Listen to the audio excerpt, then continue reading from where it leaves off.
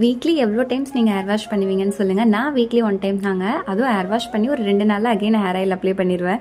அதையும் மீறி விட்டால் தலைவலி அது இதுன்னு நிறைய பிரச்சனை எனக்கு வந்துடுங்க.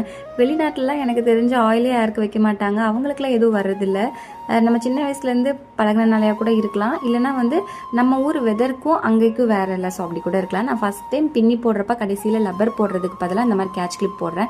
என் தங்கச்சி சொல்லிட்டே இருப்பா, நீ கேட்ச் கிளிப் போடு, கீழே போட்டு அழகாக இருக்கும் அப்படின்னு சொல்லிட்டு. நான் நிறைய விஷயத்தில் எப்படின்னா, ஒன்று நமக்கு கம்ஃபர்டபுள் ஆயிடுச்சுன்னா அதை மாற்றவே மாட்டேன், ஒன்னே தான் யூஸ் பண்ணிகிட்டு இருப்பேன்.